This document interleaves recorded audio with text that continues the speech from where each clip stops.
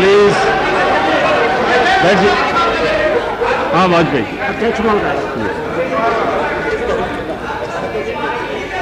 Please please keep quiet. प्रधानमंत्री जी अकारण उत्तेजित हो रहे हैं, अनावश्यक अकारण। उनके बयान जिस तरह से छपे और जिस तरह से टेलीविजन में रिपोर्ट हुए, आखिर हम तो जब आपके बारे में बयान आते हैं तो ये मानकर चलते हैं कि बयान ठीक होंगे। अब आपको आखिरी बयान भी पढ़ना चाहिए जो ऑन रिकॉर्ड है, और पढ़ लेते तो आपको भी समझ आ जाता।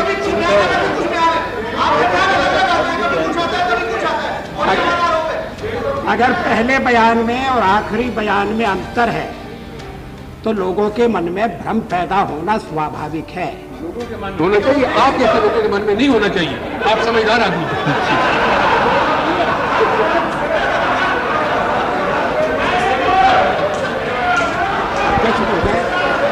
प्लीज प्लीज सुनिए। अध्यक्ष महोदय, मैं प्रधानमंत्री का आभारी हूँ। वो कह रहे कि मेरे मन में भ्रम नहीं होना चाहिए, लेकिन ऐसी बात होनी नहीं चाहिए कि जो किसी के मन में भ्रम पैदा करे। और इसीलिए आपको बयान देते वक्त इस बात का पूरा ध्यान रखना चाहिए।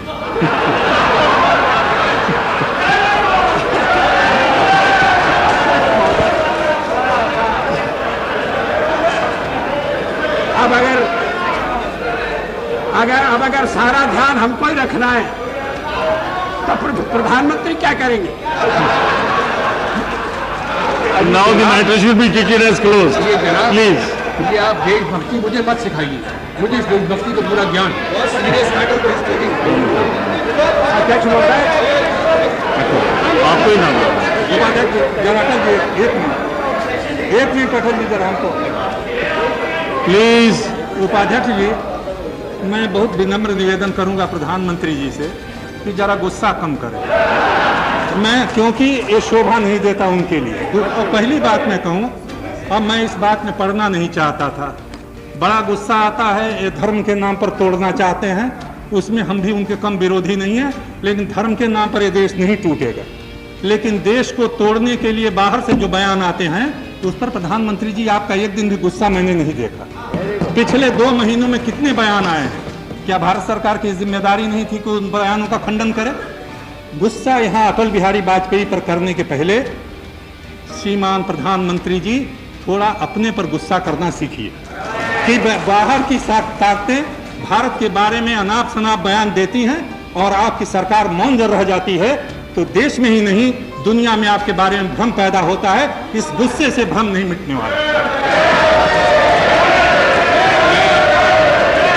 मैं चंद्रशेखर जी का बहुत आदर करता हूँ, मेरे पुराने मित्र भी हैं, लेकिन ये प्लीज है कि हर भाषण देते रहते। कौन सा बाहर से बयान आया है जिसका जवाब नहीं दिया गया? कोई एक बयान बताइए जिसका पूरा जवाब नहीं दिया गया। आज वो फिर कहना चाहते हैं। और प्लीज प्लीज रूडी जी बैठिए। कोई भी जो देश को तोड़ने की बात करेगा, चाहे अंदर का होगा चाहे बाहर का होगा, उसका पूरे जोर से जवाब दिया जाए।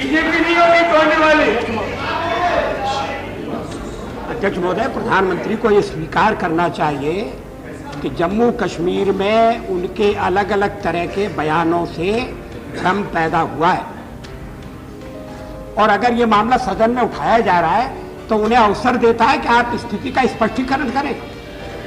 स्पष्टीकरण करने के बजाय आप आरोप लगा रहे हैं हम पर, धर्म के नाम पर देश को तोड़ने का आरोप लगा रहे हैं।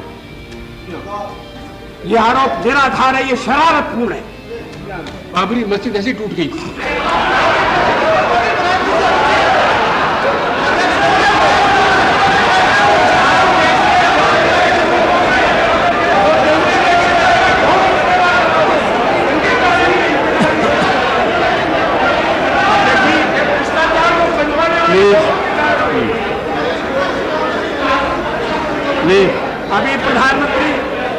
अभी प्रधानमंत्री देश को तोड़ने की बात कर रहे थे। बाबरी मस्जिद, हम बाबरी मस्जिद तोड़ने पर आ गए। अगर ये बाबरी मस्जिद को तोड़ना उस बात का चिन्ह था कि देश को तोड़ना चाहते। अब अगर ये बहस और आगे चलेगी तो प्रधानमंत्री मुझे लगता है कि सारा संयम छोड़कर ऐसी बातें कह देंगे जो उनके मुंह से शोभा नहीं देती है। अगर आपको बाबरी मस्जिद पर बहस करानी है, हम तैयार हैं। हो जाए लेकिन सवाल बाबरी मस्जिद का नहीं है।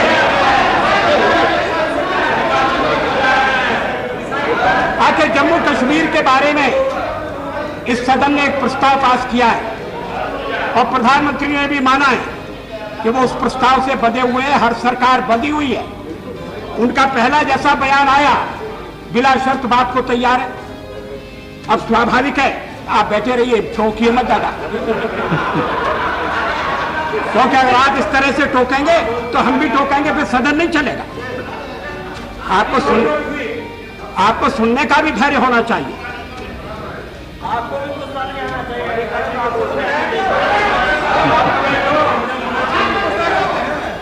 अध्यक्ष महोदय, अब अगर समाचार समितियां या टेलीविजन प्रधानमंत्री के दो अलग अलग बयानों को रिपोर्ट करते हैं और हम सुनते हैं, सारे देशवासी सुनते हैं, तो क्या मन में यह प्रश्न उठना स्वाभाविक नहीं है कि आखिर प्रधानमंत्री ने क्या कहा?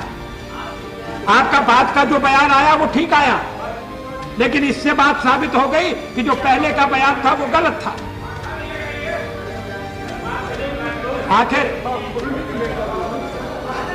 आखिर बिला शर्त, अध्यक्ष महोदय, बिला शर्त उन लोगों के साथ बिला शर्त वार्ता कैसे हो सकती है जो हथियार के बल पर अपनी बात मनाना चाहते हैं और जो कश्मीर को भारत से बाहर ले जाना चाहते हैं, जो विदेशों के साथ हाथ मिला रहे हैं, उनके साथ तो बिला शर्त बात करने का प्रश्न ही पैदा नहीं होना चाहिए।